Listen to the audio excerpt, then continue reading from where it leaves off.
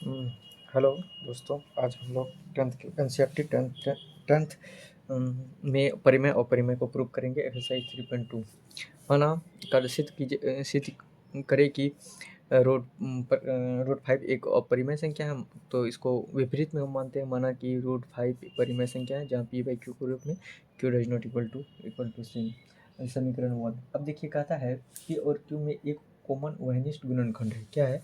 P और Q में 1 है ना, क्योंकि एचसीएफ तो 1 होता है परिमेय संख्या का। पी और क्यू में एक उभयनिष्ठ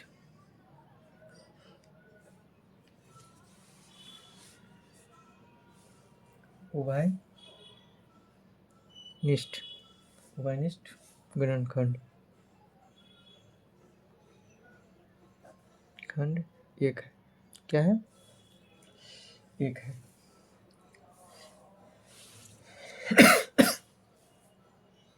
मान लीजिए root 5 M by N equation 2।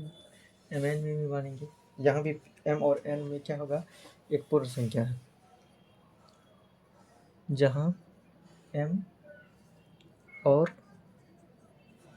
N क्या है? पूर्णांक है। ठीक है, जिसमें उभयनिष्ठ और जिसमें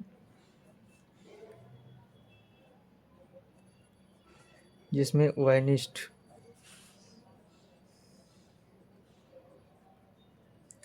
गुणनखंड पूर्णांक नहीं है पूर्णांक नहीं ना है, एम एन है।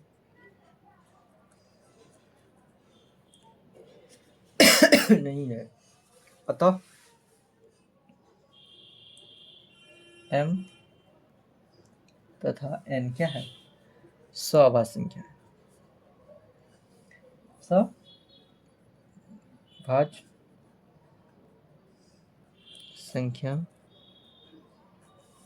सभाज्य संख्या। अब ये बताइए, सभाज्य संख्या और समीकरण 2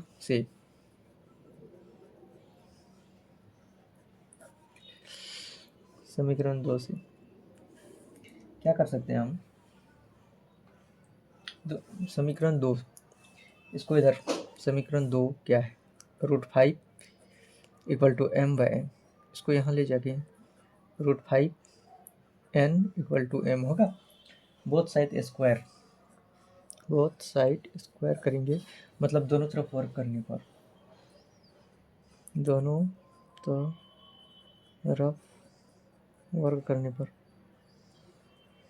ठीक है, दोनों तरफ वर्क कर रहे हैं। एम का स्क्वायर यहाँ हम लिख सकते हैं एन एम स्क्वायर, ये रूट स्क्वायर करेंगे तो रूट हट जाएगा, इक्वल टू एम स्क्वायर। कोई दिक्कत नहीं। अब देखिए, ये 5 एम स्क्वायर को विभाजित करती है, तो 5 एम को भी विभाजित करेगी परिमेय से, करेगी कि नहीं? इसको समीकरण 3 मान लीजिए। 5 एम स्क्वायर को विभाजित करती है तो 5 एम को विभाजित करेगी।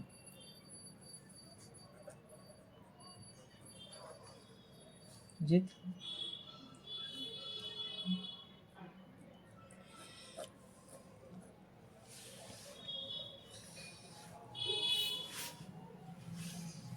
पुनः माना एम बराबर 5 के। अब देखिए के का इसीलिए माना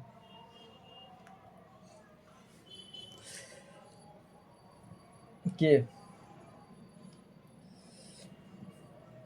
उसको समीकरण से मान लीजिए। अब के समीकरण 3 में देखिए लिखा हुआ है 3 से M N square equal to M square, तो एन स्क्वायर इक्वल टू क्या हो जाएगा? 5k² काहे कि mn² केवल लगेगा। ठीक है, होगा। यहाँ देखिए, अगर n² 5n² को विभाजित करती है, फिर वही बात, तो क्या होगा, 5n को भी विभाजित करेगी,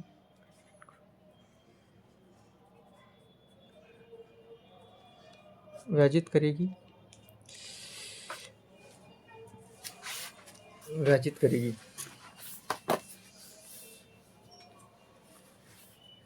समीकरण 4 और 5 से निष्कर्ष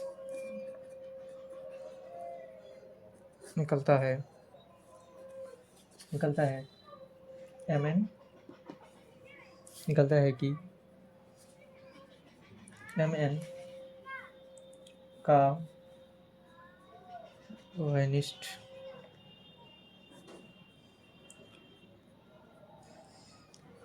गुणनखंड 5 है। क्या है, ओवेनिस्ट गुणनखंड 5 है। इसीलिए यह हमारी मान्यता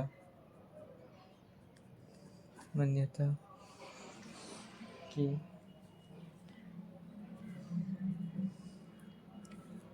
कारण m और n एक से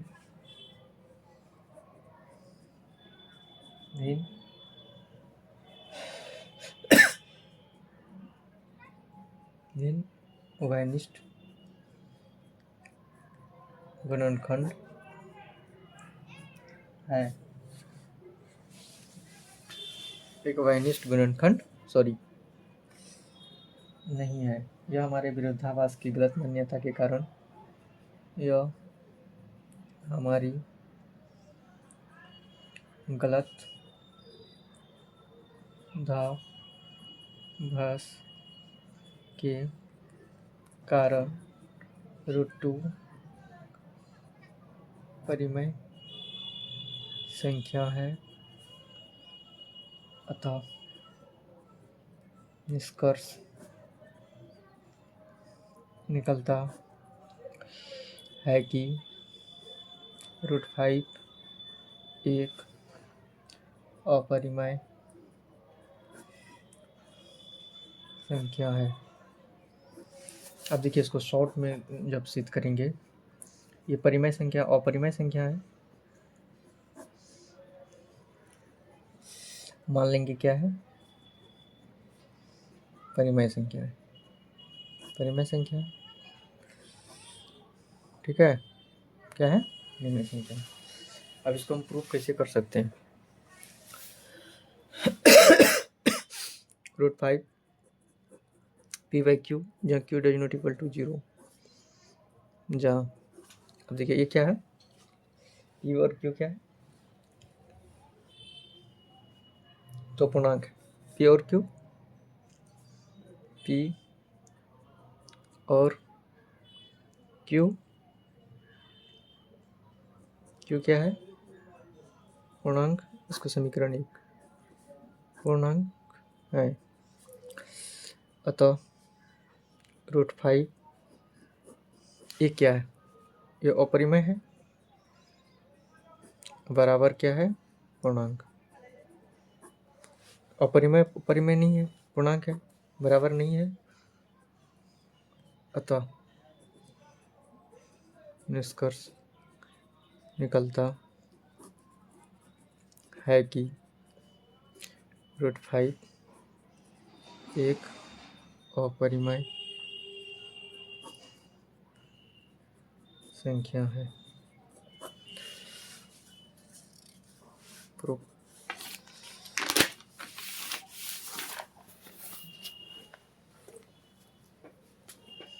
देखिए,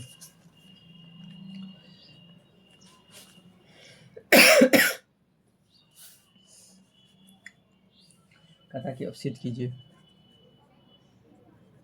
सिद्ध करें कि 1/√2 एक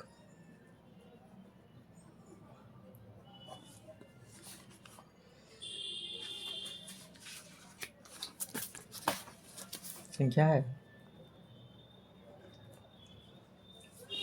अब देखिए यहाँ भी वही करेंगे, माना कि एक परिमेय संख्या है, ठीक है।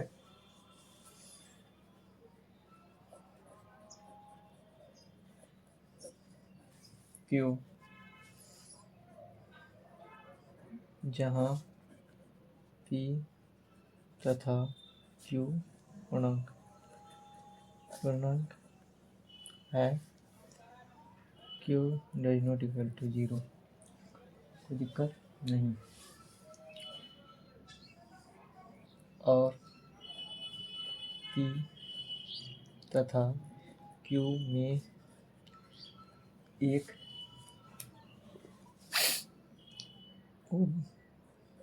वैनिष्ठ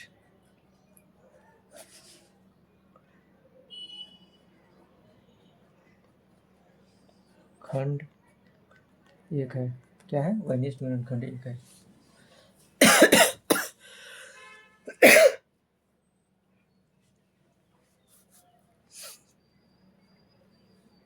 इसको 1/√3 equal to P by Q को इक्वेशन 1 कर देते हैं, ठीक है।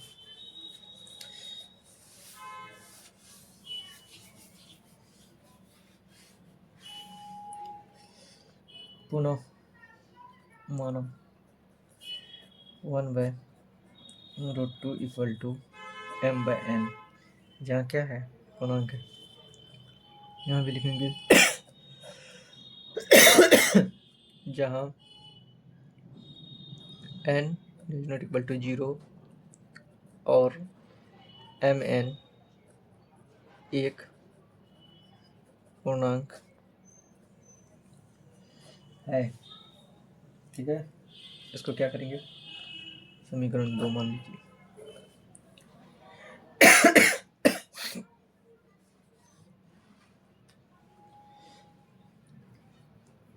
अब यहाँ देखिए समीकरण 2 से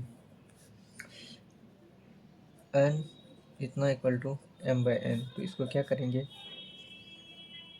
इधर ले जाकर गुना करेंगे n इक्वल टू √2m हो जाएगा। यहाँ भी बोथ साइड स्क्वायर कर देंगे तो n² ये रूट हट जाएगा, BSS, ठीक है। तो यहाँ देखिए बोथ साइड स्क्वायर करने पर क्या होगा? n² टू 2m², तो कहता है 2n² को विभाजित करती है। क्या करेंगे? बराबर n होगा तो 2m बराबर की जगह पे m हो जाएगा। तो इसको हम क्या करेंगे? m दोनों इक्वल हो जाएगा ना, m² इक्वल टू n, तो यहाँ हम इसको कर सकते हैं n² इक्वल टू 2, अर्थात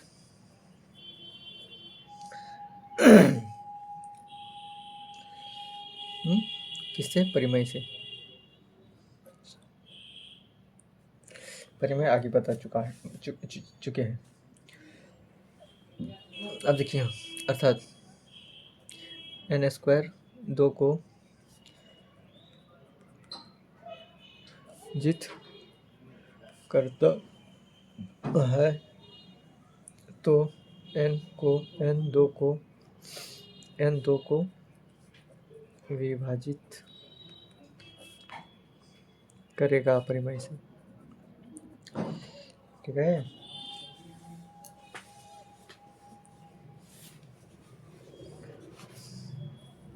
अतः समीकरण 2 से निष्कर्ष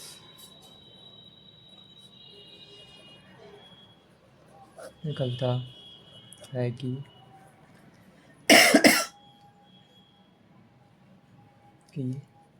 mn में एक ओवैनिष्ठ गुणनखंड 2 है। यह हमारी गलत मान्यता के कारण 1/√2 परिमेय संख्या है। अतः हमारी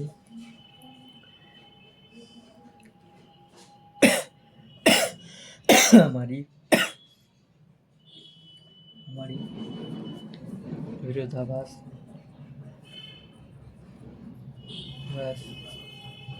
के कारण निष्कर्ष निकलता है कि क्या है? निष्कर्ष निकलता है कि 1/√2 एक अपरिमेय